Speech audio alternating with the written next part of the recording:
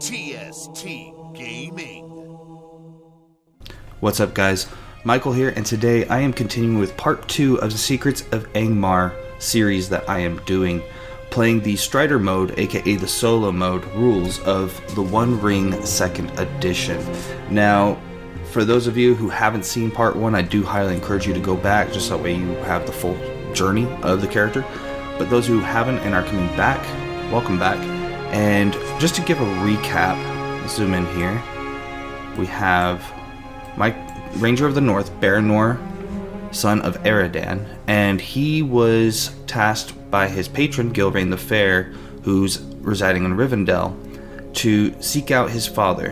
And because his father's been acting irregular, his behavior's been erratic, and he hasn't been checking in as much as he usually does. And so she sent me after him, and if you remember with my character's backstory, after my mother died when I was 17,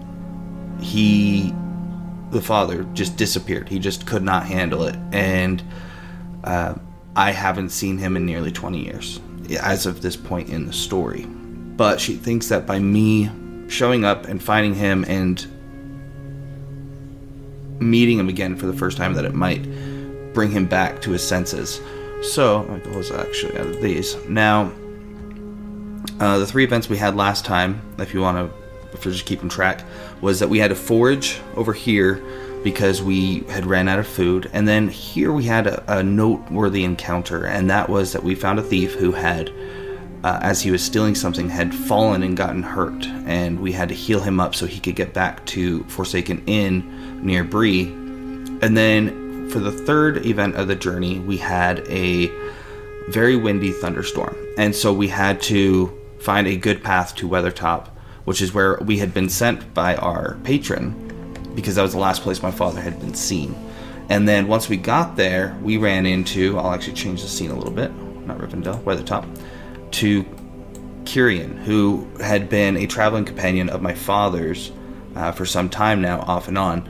And he wants to assist me in finding my father. And he did say that while they were last adventuring, that my father in his sleep would mumble Arliss, which is in reference to Fort Arliss, which we'll go over in a little bit. And when Kyrian would ask my father about it when he was awake, he would just grow irate and angry and defensive and wouldn't answer any questions about it. So me and Kyrian have decided to travel to Fort Arliss, which is around here. You may not see actually anything there, but in the Ruins of the Lost Realm, it says for number 11, it's Fort Arliss, which is right there. So that's where I got that. And again, I'm trying to make this somewhat educational as well as entertaining. So the first thing we're going to do is mention that it has been, I believe it was 12 days, so it should be about March 16th, give or take. First thing in the morning, because we said we were going to be resting up overnight and then heading on to Fort Arliss. Now, let's go ahead and begin with a travel check. So, again, I do have a useful item, which is a map that allows me to gain a bonus die. Now, I'm debating on using support from a companion, and the reason why is because I have a companion. However, when we switch over to the core rules, this is the 3rd printing, so the most updated one, it says Lore Master characters providing assistance. And I'm going to zoom in here so it's easier for you guys to see it. The acting hero's die roll gains 1d if the Lore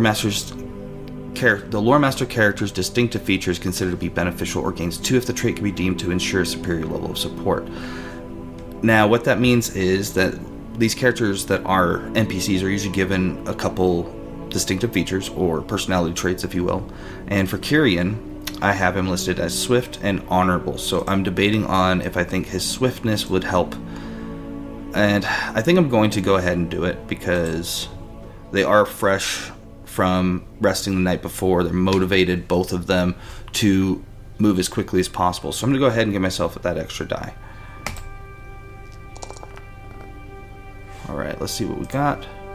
A great success. So this is a good start, because again, for those of you who don't know, with traveling, a success means 3 days before an event happens, but the great success by getting a d6 or a 6 on one of the d6s allows me to move to a 4th space. So we're actually going to be over here.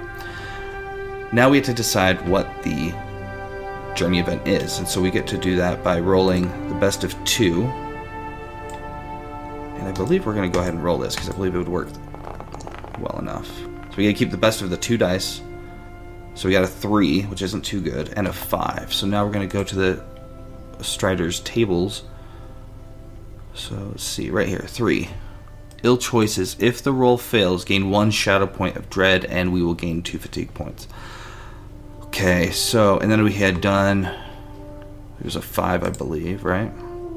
Yes, so then we're on ill choices and number 5. Disorienting environs. Explore to find their way. Disorienting environs. Interesting. Okay, so it's going to be a, we said explore check. Disorienting environs. Okay, so I will say that it's an unnaturally hot day, and it's where you're seeing the heat rising off of the land, and we've been trying to push ourselves really hard, and so we're seeing our energy levels are dwindling, and we're starting to kind of just see the fuzzy lines, and it's not looking like we're making progress, even though we are. So I have to do a check. And Explore's not my best, but I want to save my bonus dice. Let's do a straight roll and hope for the best. We have to hit a 13, which we did. Nice, extraordinary success. Okay, which means we can actually add those 2 6s on the d6s to a future. I believe it's gaining momentum, building advantage, one of those words. And I'm going to use it for those. I got to basically kind of save them for a future roll. Now, I did actually, as I was editing the last video, I did want to point out, so I said the target number for the strength rolls over here are based on just target number 12, heart rolls, which is this column, is target number 14, and these are 13. That's dependent on your own character stats. So you have strength, heart, and wits, and the average stat, I would say, is about 5. So my strength you see here is a 6. That means that it goes from target number 18 in Strider mode. If you're playing the full game, you get, or like with a party, it's from target number 20. So my target number in a regular game would be 14. So because it takes that 20 and then it subtracts your score, and that's your target number. But with Strider mode, they made it a little bit easier because you're playing as a loner. And so mine is 12 for strength, 14 for heart, and 13 for wits. But I wanted to clarify that because it's not something that's for all characters. It just depends on your stats. But those are your only 3 attribute stats that you have. And so that's how that determines that. There are certain things that can benefit from strength, especially like in combat when you're doing like heavy blows and things like that. But we'll get to that if we get to a combat today. Alright, so we were able to explore. We were still able to keep direction, we'll say, because we were getting a little, I don't want to say turned around, but dizzy a little bit with the heat. So now we get to roll a second check. Oh, I'd like to put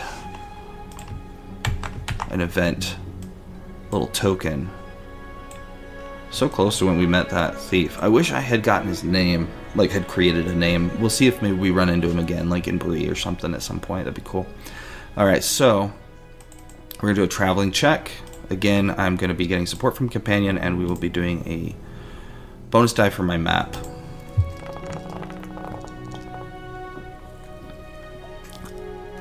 Alright, and we got a great success, which means we get to move again 4. 1, 2, 3. Now, because the journey ends before the 4th day, which is when the target would be. So, for example, if the target was supposed to be here for the event, we didn't get there yet. So, no event's going to happen, but we do arrive at Fort Arliss. And I'm going to go ahead and switch the scene up here. Now, Fort Arliss, the legend behind it goes something along the lines of that there was once this great tree, which you see has kind of fallen, but there was this once great tree, and the orc in a human, I want to say, a human ranger. They had fought to the death, and they basically killed each other within the same instant, and their bodies were eventually buried there, and a fort was erected around their corpses, more or less. And over the years, because as you can tell from the artwork that it's kind of been run down, so over the many years, it's had many different owners. Many hands have kind of exchanged ownership of this in some form or another. Most recently, it was from a hill tribe that had been running this place, last that we would know. But as we arrive, we see that it's deserted, and that there's a lot of spider webs around. And so we know we need to be careful. The tree has fallen since the last time anyone has heard of it from our perspective of our two characters here. So the first thing we're going to want to do when we notice spider webs is try to be stealthy. So I'm going to go ahead and roll a stealth check. I'm debating on spending a hope point here, but I don't think I will. I think I'm just going to do a straight roll. I've got good dice for it. Just got a hope. Okay, great success. Okay, so I will add one of those successes for a future stealth roll. So we're going to say that we make it in. I'm not going to drag him into, we'll just leave him outside, but like he's with me, narratively speaking. And what we're doing is we're looking around for clues. And the way that I've decided to do this is to do a skill endeavor. So let me go ahead and pull up the rules for this. I'm trying to see where it was, if I can recall. Actually, I can just go to the index, and it should tell me. I believe it's called skill endeavor. I'm going to zoom out a little bit. Might make it a little faster. Okay, here we go. Skill endeavor. Alright, so it's page 132. And it's never, of course, quite when you put it through a thing here, but then we can see we're closer. So we're only about 4 pages off. So we're going to go down for skill endeavor. Okay, so skill endeavor is something that takes more than just one skill roll to do. So let's say you're trying to paddle across, or we'll say swim across. You're trying to swim across the Great Anduin River. And let's say that for this particular area, we've decided it's like 4 athletic checks. You have a certain resistance, and then you have a time limit, and then you have the rolls themselves to determine whether you were successful in that. And that's what a skill endeavor sequence is. So the first thing we have to do is set a resistance. So again, we are trying to look for clues. So for the resistance, the lore master advocates whether the attempt is simple, laborious, or daunting. Now, it says, in general terms, a simple goal corresponds to a lengthy but manageable endeavor, like carrying a boat to the top of a steep slope, or putting out the fire, consuming a house. Then for laborious, it says, a laborious attempt indicates a difficult and time-consuming affair, like searching a wide area to find a lost item or clue, or digging up a deep trench in a hard terrain. And then daunting would be something like repairing a rope bridge that spans a bottomless chasm, or researching obscure lore in a great library. So we're going to put this as laborious, because I feel like that's the most appropriate. So we have a resistance of 6. That is our resistance. That's how many successful rolls we need to be successful in finding a clue. Then what we do is we have to figure out the time limit. How many chances do we get to roll this?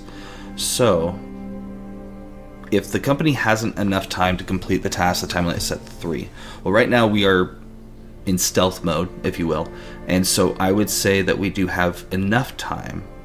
So basically, so it says if you don't have enough time, it's 3. If you only have a short time, the time limit is 4. If you have enough time, the time limit is 5. And if there's plenty of time, the time limit is 6 or more. I would say that because of our success in the stealth roll, I would say that we have enough time for now. So we're going to say the time limit is set to 5, which I believe means we need to get an extra 6 to count, because every 6 on the d6s of these will count towards an extra, typically. Execution. A skill endeavor is concluded when the player heroes reach the amount of successful rolls required or they run out of time. So let me see if there's anything else on here.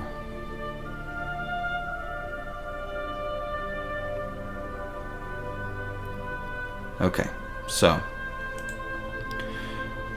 we said we have resistance 6, time limit 5, and now we need to we're going to be doing a scan check. is what it is. Now, I will be giving myself... Oh, wow. I didn't realize my scan was not that great when I decided to do this. So, I will get a support from a companion because his swiftness, he's able to help me complete this in a fast period of time. And then I will spend a point of hope, which is a bonus dice that I get, but it impacts my hope right here. It'll go down to a 9. And if your shadow ever equals or exceeds your hope, bad things happen that can spell doom for your character eventually. So we're going to go ahead and roll and see what we have. Not off to a good start. Now, we could say we're searching the buildings kind of one by one, looking for anything and everything. So that's our first turn done. And we only have 5, remember, so we've got 4 more turns, and we need to hope for some 6s. So we'll do another scan, and that was with a point of hope, too. So we get support. I won't spend it here. I'm just going to hope to get lucky. Nope, another failure.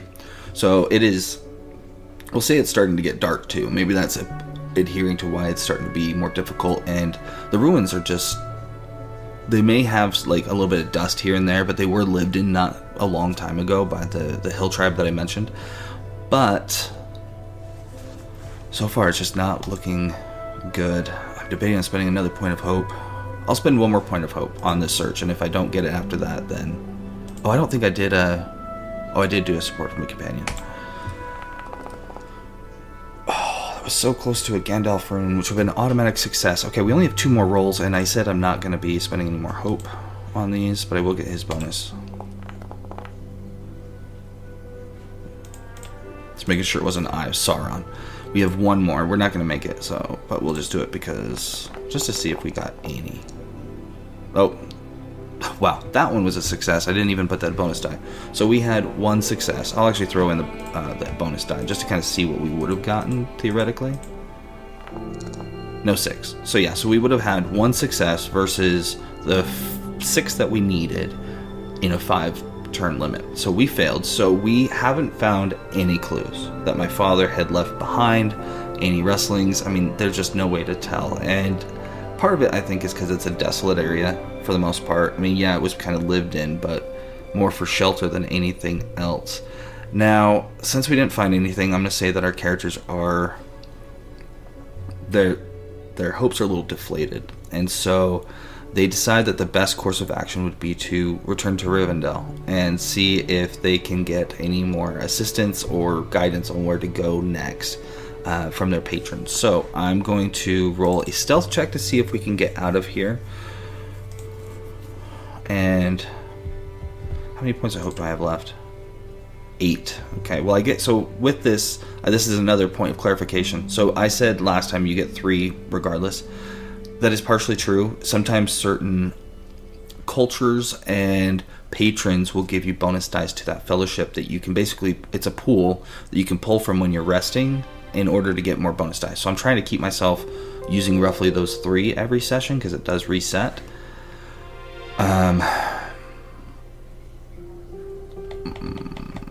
You know, I'm not going to use it here, so we're just going to do a standard stealth check. Oh, I did say I'd get a bonus die for stealth, but right, did I get a great success on stealth? I did, so I'm going to go ahead and give it to myself. And see. Okay, great success, so I will carry over dice for later. So you see how that can kind of be helpful. So we are going back to the map, and with journeys, the way that it works is that if you basically are doing a travel back sequence, which we are, it's done off screen. You don't have to roll for anything like that. And so we're going to go ahead and just click that we went to Rivendell. I might keep, let me see. I'm actually going to put what I list as a starting point. I'm going to put this. No, why is it not red? Oh, interesting. I thought it would. What about this? I'll put that there just so we know that we had visited there for now. I was, why you see it says Arnor Borders, because I was thinking of, I'll take the name off. Where's the name? Right here. Never displayed.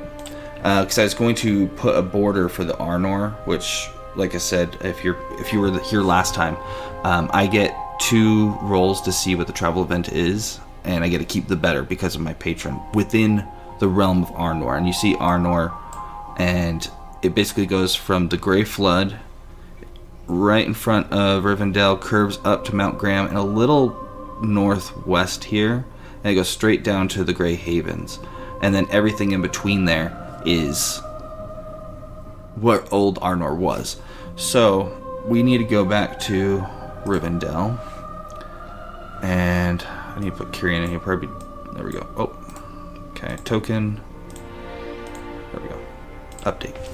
Okay, so we go to Gilrain, and we say we failed, basically, and which is not what I was hoping for. I was hoping for a little clue of some sort, but it is what it is.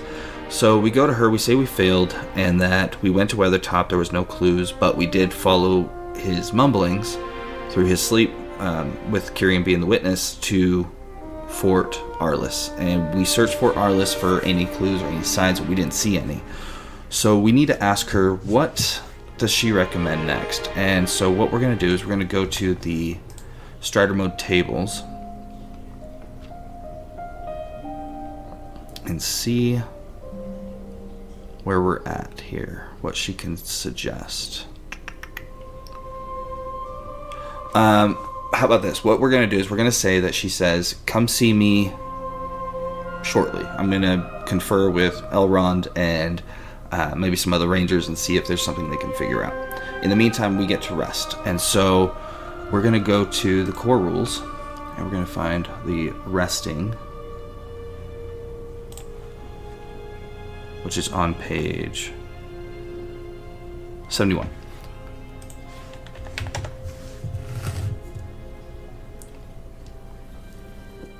Alright, so I'm going to zoom out because it seems to work a little bit better when I do that. A little bit faster, I should say.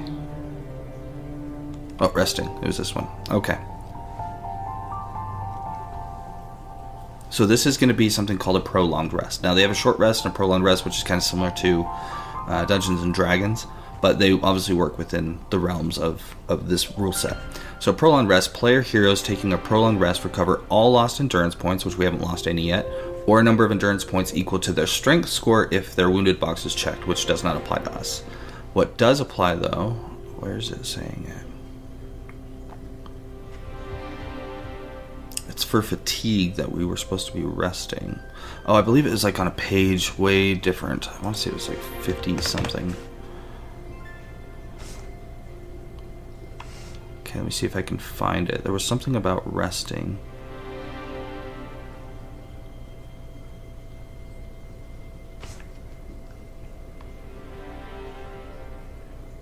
Okay, we're going to go back to the index and see if they will have under fatigue, because that's what we're, part of what I'm really trying to get rid of while we're here is the fatigue. So 69 is what it says, so we'll do that. And then zoom out a bit. 67, 68, 69. Okay.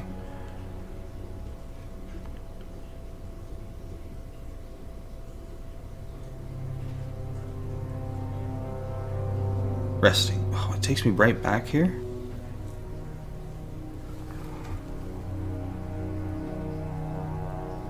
Okay, because I know in... Now keep in mind, my physical book is roughly the... No, it's not roughly. It is the first printing.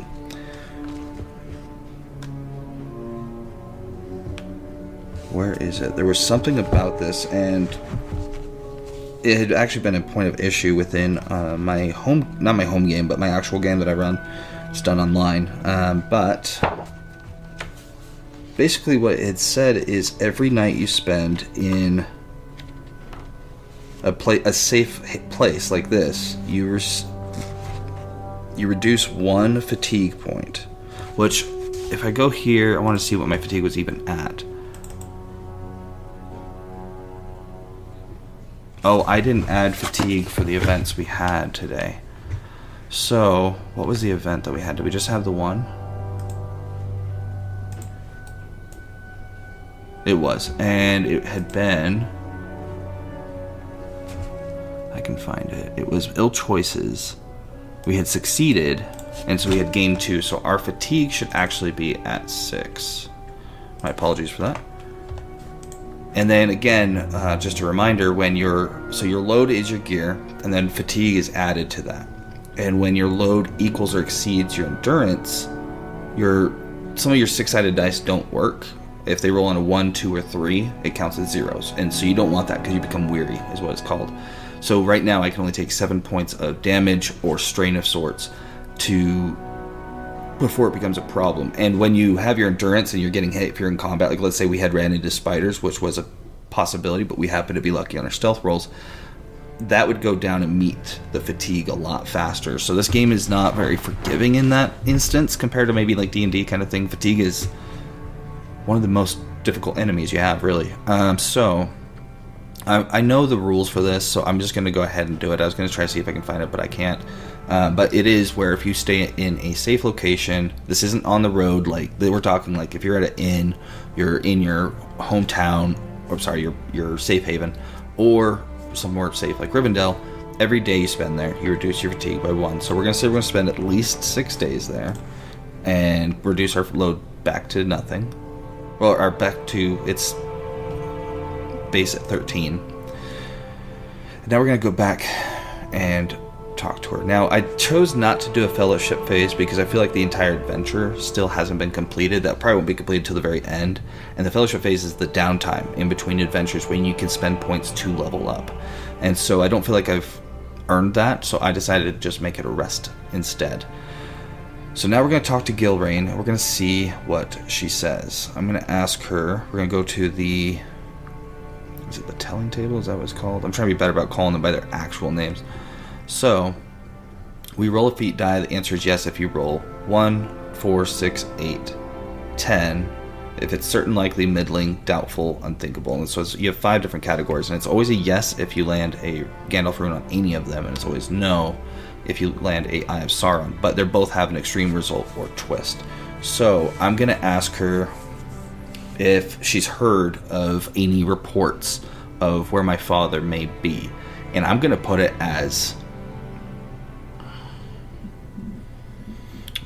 It's hard because when you're playing the GM, you also don't want to game the system too much. So...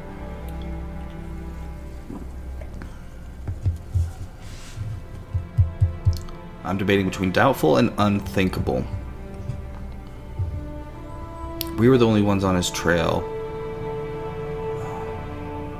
I will go with unthinkable because I feel like, as the acting GM here, or lore master, so it has to be a 10 or higher. So 10 or Gandalf basically is a yes.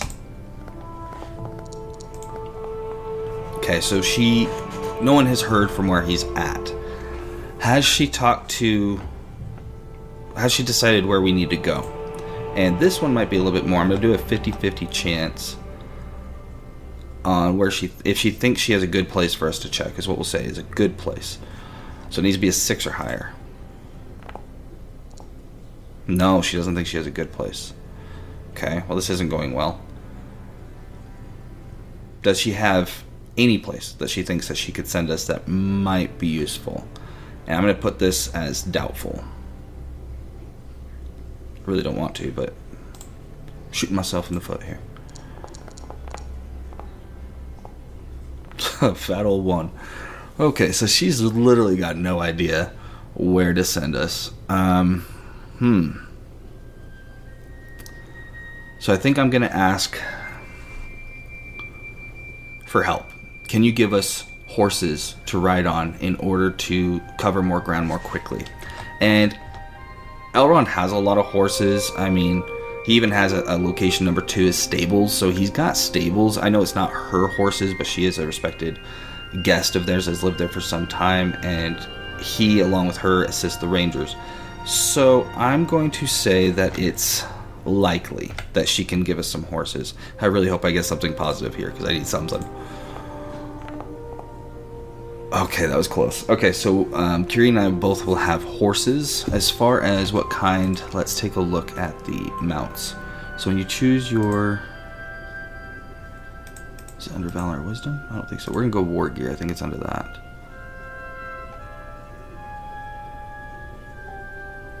Of course, I can never find what I'm looking for in the moment. I'm going to just do a search for mount. Nope. Wrong mount. Okay, so I'm gonna say, I know there's a half-starved pony, so we're gonna just do half. Okay, well, we'll try just pony then. Alright, here we go. Alright, so... And I'm gonna actually go off the standard of living for what the House of Elrond people would have, because I think that's the fairest thing, because that's what they would naturally have. So let me actually, because I don't have it pulled up on my computer here, but I do have the Rivendell supplement on my phone, so just bear with me for a moment while I grab that, because I want to make sure I'm doing this as realistic as possible. So Rivendell, let's see, RPGs, Middle Earth, 2nd edition.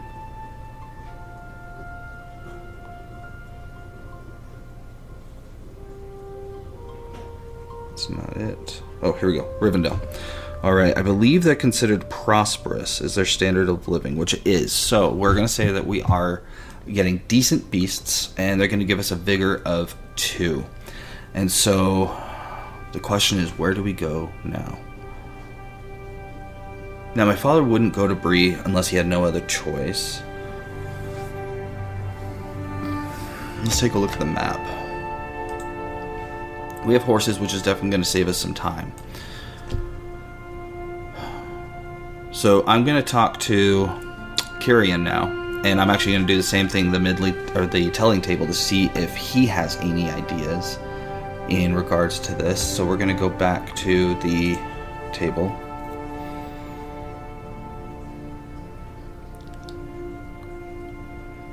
Now, I'm debating on going middling or likely, because he does know my father, probably better than I do at this point, and he has been a traveling companion of his, but he doesn't know the reason for his questionable behavior and movement. So I'm going to go middling, because I feel like that's a little bit more fair.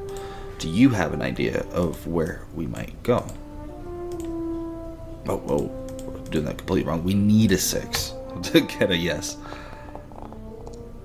Okay, we have an idea of where to go. Alright, so the question is, so maybe he's getting frustrated that, hey, you know, we don't have a lead, but if I was your father, I would go to place X, or I would imagine he'd be in place X that we can search. So we searched for Arliss, and we searched Weathertop. I'm actually going to probably put another one right here of the Arnor border as it's listed.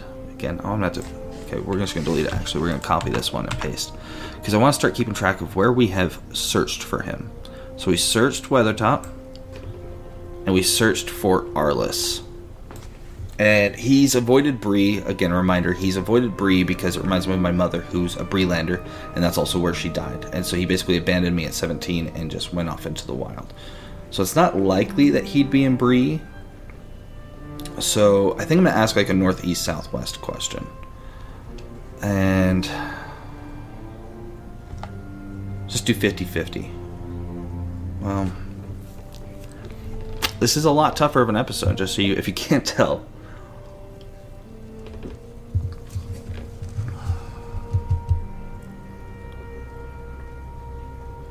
Now, we know that he most likely went north of Weathertop and north of Rivendell. So I think that it's likely that we would need to continue to go north. I don't want to put certain, but I'll put likely. Do we need to continue to go north? The answer is yes. That's a big yes, too. So we need to continue to go north. So what we see north, in fact, we can go back to the ruins and see what else is here that's north. Whoops, let's zoom in here. So only thing north, we're going to say north of the East Road.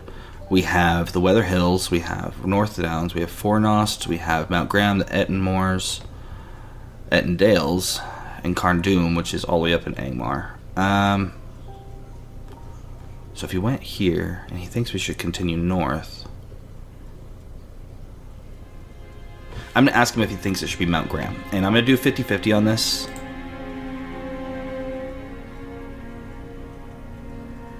Yeah, I'm going to do 50-50. It needs to be a 6 or higher. So he doesn't think it needs to be Mount Graham. Does he think it needs to be... Maybe if we go a little bit further. We'll actually ask. Should we go to Angmar? Do we need to go to Carndum? No, not yet. do we need to go to Ettendale's? Okay, so he thinks we need to go to Ettendale's. So because he knows my father a little bit better, I'm going to trust him with that. And so that's where we are going to go. I do want to double check where we're at. We're nearing the end of our time, so I don't think we'll have time to really start our next journey. But now we know we need to go to the Ettendales, which actually wasn't on my bingo card. I'm not going to lie to you, but we do have horses, so that's good. We've searched again Weathertop for Arliss. I keep wanting to call it Fort Arnor, but it's not that. And see how we do in Ettendale. So I hope you enjoyed this. I know this one's a bit more of a struggle, but this one it was not rolling in my favor. We found no clues. I was kind of hoping for a little bit of spider action, but I had decided to just do a stealth check at the beginning and the end, especially because we did a good job on both. If I recall, I think we did. Yeah, we did a great success on both, and so we were very stealthy. There was no reason for a spider attack, but I was kind of hoping for a little bit of action myself. So hopefully we'll get into some combat next time. We do have, let's see, a 1, 2, 3, 4, 5, 6, 7, 8 day journey. I'm debating if we actually need to go probably across the bridge. That would make the most sense. So we actually have a little bit longer than that. So we're going to go across the last bridge, follow the river up to Ettendale's, and see what we can find there. And there's no guarantee. It's going to be very unlikely. But anyways, that was part 2 for the Secrets of Angmar mini-series that I'm working on to just tell a great story and have fun. And so I hope you enjoyed it. Again, this is every 2 weeks, so check back in 2 Wednesdays from now, from the time this has been posted. And until next time, just play.